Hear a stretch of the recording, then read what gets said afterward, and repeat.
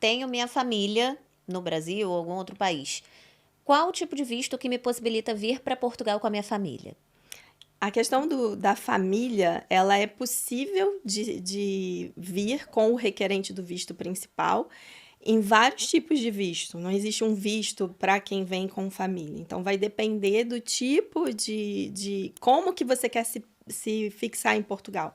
Você quer ir como estudante? Você quer ir com um contrato de trabalho? Você quer ir como um aposentado, um reformado? Vai depender. E todas essas modalidades de visto, você pode fazer o pedido do acompanhante, do familiar do requerente do visto principal, tá? Em todas elas. Algumas exceções, em alguns países, por exemplo, o visto de busca de trabalho, que é uma grande polêmica, ele pode trazer filhos se aplicar para um visto de busca de trabalho, que é esse visto que você vem sem ter o trabalho por 4 meses na tentativa de conseguir um emprego aqui.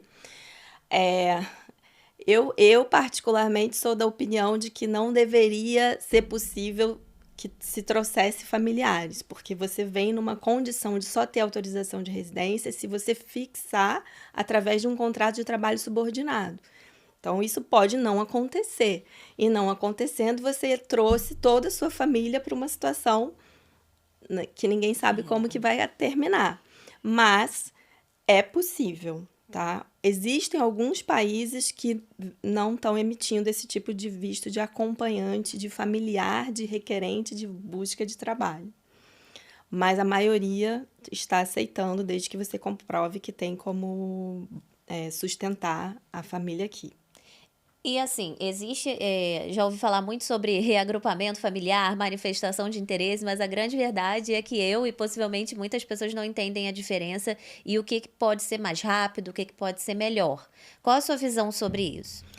Então, a manifestação de interesse é uma forma que o governo abriu dentro da lei dos estrangeiros de regularizar todos aqueles que estão já em solo português, sem visto, com uma prestação de serviço ou com um contrato de trabalho.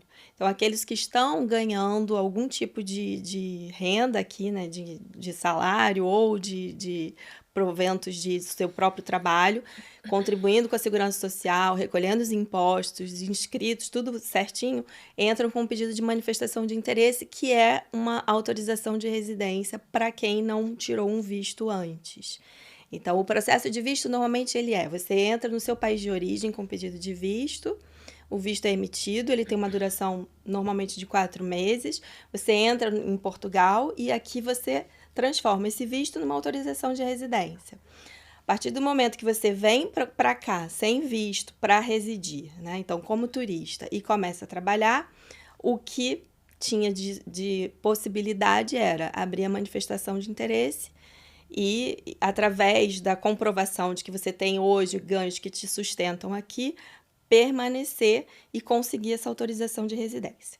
O grande problema hoje foi tanta gente que fez esse processo que o CEF não consegue, e o CEF, que é o Serviço de Estrangeiros e Fronteiras, o órgão do governo responsável até, a gente imagina, o final desse mês, porque está em fase de mudança, por admitir os estrangeiros em solo português. Então, o CEF não tem como absorver essa demanda tão tranquilamente, que foi muito grande, muita gente entrou como turista e foi ficando, o que a gente falou que não deveria fazer lá atrás. E hoje, a espera de 2 a 3 anos para essa regularização se efetivar. Nesse período, a pessoa fica ilegal. Ilegal. Fica ilegal. Ela não pode sair do país? Como é que funciona? Existe uma palavrinha bonitinha que todo mundo começou a adotar, que é indocumentado, né? Para não dizer que a pessoa... Irregular. Indocumentado. Mas não tá legalizado. Você entrou com uma permissão para turismo e, na realidade, você está residindo de forma, né, ainda que temporária, você está residindo em Portugal. E aí, a entrada e saída, ela complica. A orientação é não saia de Portugal, porque você não sabe se consegue voltar depois. Todo mundo que permaneceu além dos 90 dias que o visto de turista te daria, já não está de uma forma legalizada aqui. E, gente, e é assim, uma situação tão complexa, que eu não sei se aconteceu aqui em Portugal, mas posso até contar, porque acho que é um caso até interessante colocar na mesa. Não foi em Portugal, mas só para ver que também não é só Portugal.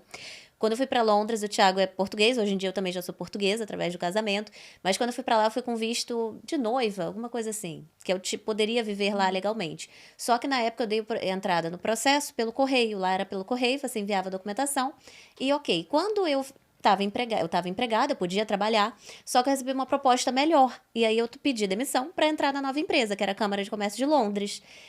Quando eu entrei na Câmara de Londres, o RH me perguntou se eles podiam verificar meu status imigratório junto ao governo. Eu assinei um papel dizendo que sim, claro. Eu já tinha dado entrada. 3 dias depois, o RH me chama com o meu chefe na sala de reunião, com uma cara assim. 3 dias depois, eu já estava na empresa há uma semana, mais ou menos isso. E eles viram meu trabalho e tal, com uma cara de arrasados, o meu chefe e o RH, dizendo que iam ter que me demitir, porque o governo não disse que realmente falou que estava em processo, estava em curso. Ou seja, eles não poderiam garantir que eu estava legal. E a empresa, caso me mantesse lá como empregada, poderia ser multada. E aí eles falaram assim: Larissa, a gente tá nessa situação, eu sinto muito, mas a gente vai ter que te demitir. O que a gente pode fazer é o seguinte: a gente vai segurar a sua vaga durante 90 dias. E aí eles seguraram a minha vaga. Eu fui embora, ninguém da empresa ficou sabendo, acho que eles, enfim, lá as pessoas são mais discretas, né? Ninguém ficou perguntando. Coloquei meu crachá e tal, devolvi tudo e fui embora. Depois de uma semana, fiquei em casa 3 meses trancada, sem poder trabalhar, porque eu ainda não tinha recebido a confirmação. Então, assim, eu tô contando esse caso, graças a Deus, no 45 do segundo tempo, e eles me mandavam e-mails, o RH muito fofo, perguntando se já tinha chegado, acompanhando, eu achei muito legal aquilo. Mas no 45 do segundo tempo chegou e eu voltei. E eles me receberam de volta, mas assim, poderia não ter chegado também.